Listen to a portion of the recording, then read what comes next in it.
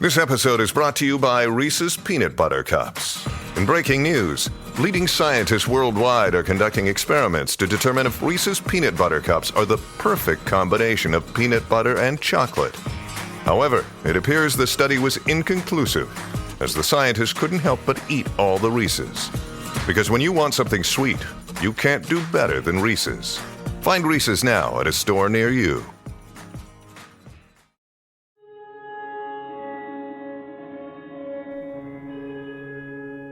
Hi, I'm Adam Berkmans, and today we're making sous vide venison French dip sandwiches. This recipe was created by Gunnar Enberg, a field staff writer for Harvesting Nature. He writes, "I've taken the classic French dip sandwich and updated it with some venison backstrap. The signs of a well-made French dip are easily distinguishable from the bad ones. The bread-to-meat ratio must be correct. The cheese must be melted, the bun toasted, and the meat a beautiful medium rare. The au jus must be flavorful and complement the meat as well. I believe I hit all of those marks here for this sandwich." When it comes to French dips, there are two styles I've seen. They're the slow-cooked pulled meat ones and the medium-rare sliced roast meat ones. I've never been a fan of the pulled meat ones. To me, that's not a French dip. The sliced meat sandwich is what I set out to make here. I chose to use venison backstrap for this as I knew I could give it the care it needed and that it would turn out amazing. I marinated the backstrap in a garlic and pepper marinade from Tacticalories Seasoning Co. that was called Highlander. It's a very savory marinade that lends itself well to this application. I knew to get the meat medium rare, I needed to go above and beyond roasting the venison. Venison tends to dry out when roasted in the oven, so my first option was sous vide. Sous vide allows me to control the exact temperature I want in the meat. I took this to 125 degrees Fahrenheit to allow me to sear the meat as well without overcooking it. One important step in making this was my rest period for the meat. I actually let the meat chill all the way down to about 50 degrees Fahrenheit. Doing this allowed it to retain all of its juices. Chilling it also makes slicing much easier.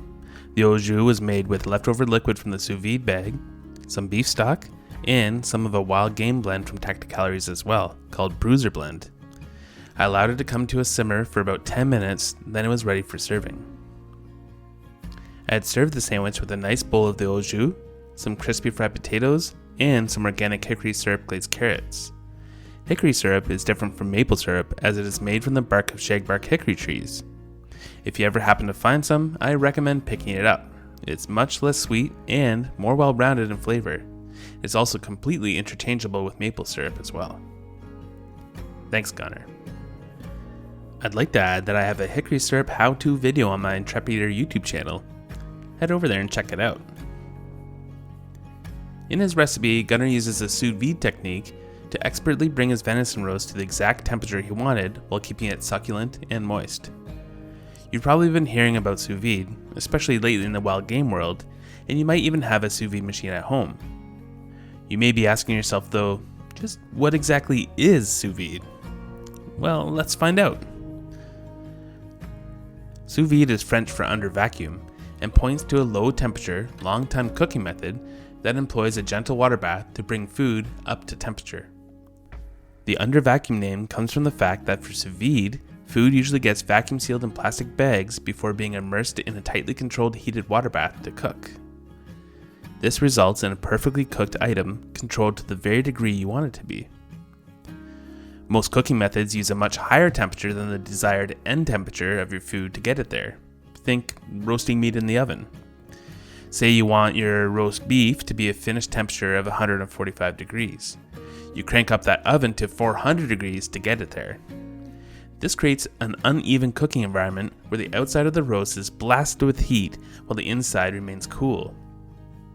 By cooking your meat sous vide, you can actually cook it so slowly and gently that the entire piece of meat is cooked to a very similar temperature throughout.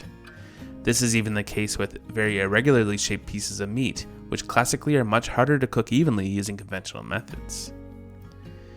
This method of cooking works extremely well with wild game in particular, since game tends to be very lean and can dry out easily in the oven. Also, certain meats like wild pig and bear must be cooked to a specific internal temperature to avoid trichinosis. Most of the time, the meat gets overcooked and dried out in an attempt to kill off the parasites.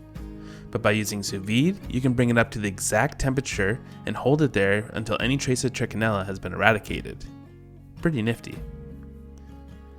Likewise, if you're cooking vegetables by, say, boiling, the intensely hot water hammers the vegetables, breaking cell walls and softening them, sometimes to the point of gray, tasteless oblivion. I'm looking at you, parents of the 70s and 80s. By cooking your vegetables sous vide, you can gently heat them through without breaking those cell walls, which leaves them perfectly tender crisp.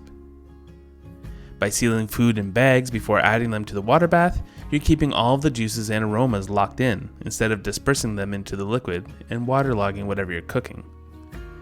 The exclusion of air in the vacuum-sealed bags also allows chefs to cook food products to perfection, then refrigerate them still sealed so they're ready to finish to order without being exposed to air and oxidation.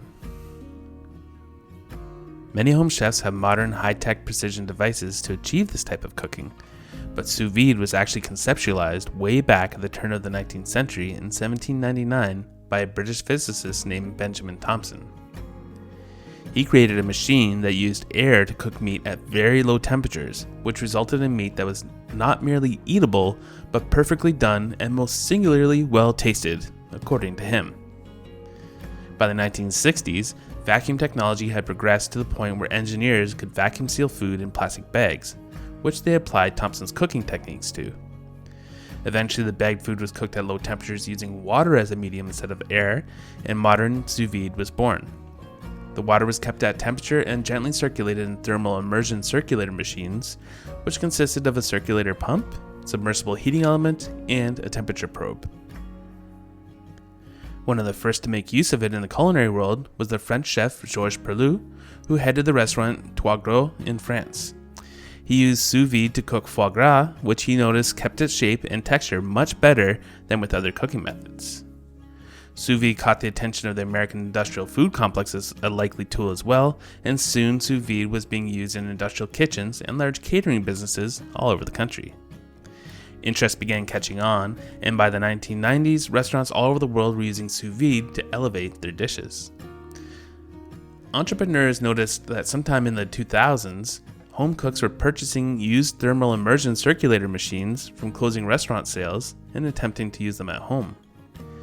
These machines were bulky, hard to clean, and not really suited to being used by home cooks.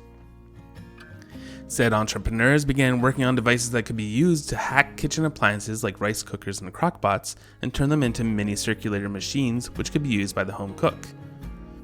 By 2008, products like these began hitting the shelves, starting a home cook sous vide revolution. Nowadays, sous vide precision cookers come in the shape of a stick, which can be attached to the side of a cooking vessel and programmed with a phone to circulate the water at a specific temperature. Sous vide machines now range from about $50 to over $500 for the more seriously precise ones. This makes them a pretty affordable tool for the interested home cook. So, are there any drawbacks? Well, maybe. First of all, the type of cooking happening during the sous vide process does not involve the Maillard reaction.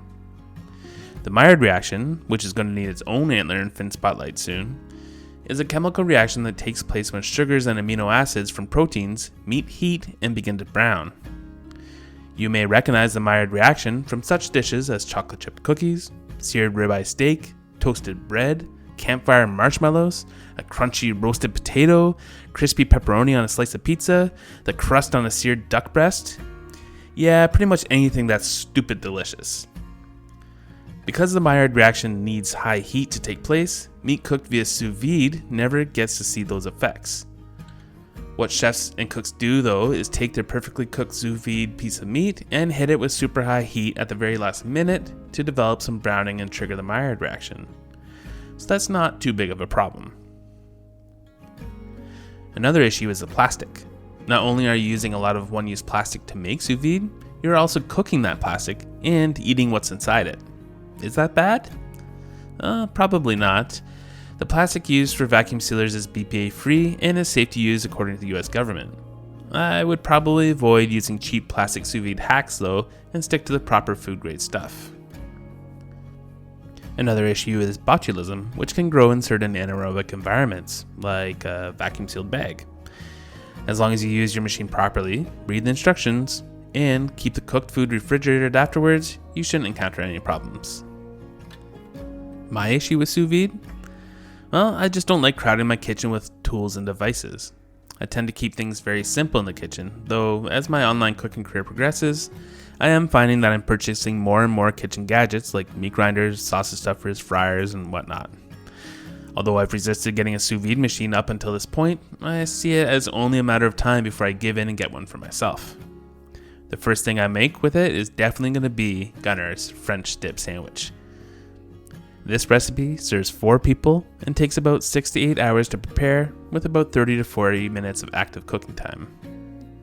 Ingredients: 2 pounds of venison backstrap, 2 sub rolls, 6 slices of sharp white cheddar cheese, 2 cups of beef stock, 1 bottle Tacticalories Highlander marinade or meat marinade of your choice, 2 tablespoons of Tacticalories Bruiser Blend Wild Game Seasoning or a wild game seasoning of your choice, half a teaspoon of garlic powder, 2 tablespoons of butter. To prepare: to begin, leave your backstrap whole, but make sure the silver skin is removed. Marinate in 1 whole bottle of marinade for about 2 hours. Vac-pack the meat into a plastic bag along with the marinade. Set your sous vide machine for 125 degrees Fahrenheit for about 2 to 2.5 hours. Immerse the bag. Preheat your grill to its max temperature. Once sous vide is complete, remove from bag and sear on grill for 1 to 2 minutes per side, but not longer so you don't overcook the meat. Begin your rest period for your meat. I left mine outside on a winter day for about 2 hours to completely chill it. After it is cool, slice the entire thing into 1/8 inch slices or as thick as you want. Try not to eat too much of it. Empty the contents of the sous vide bag into a medium saucepan and add 2 cups of beef stock and the Bruiser Blend seasoning as well. Bring to a boil. Slice your buns in half lengthwise, leaving the bottom bun about a 1/2 inch to 3/4 inch thick. Spread your butter on all 4 pieces, about half a teaspoon each, and sprinkle with garlic powder. Toast the buns in an oven with a broiler on high, only about 1 minute, making sure to watch them so they don't burn. Remove from oven, lay down enough sharp cheddar on the bottom bun to cover it, but not go over the sides. Pile high with meat and top with more white cheddar slices. Use about 3 slices per sandwich. Remove the top bun and set aside. Place your bottom bun, meat, and cheese into the oven and broil for about 5 minutes, watching carefully. Once done, remove from oven, place top bun on, and cut on a diagonal. Serve with a nice bowl of the au jus and whatever sides you choose. Enjoy. For more great wild fish and game recipes, be sure to subscribe and follow Antler and Fin.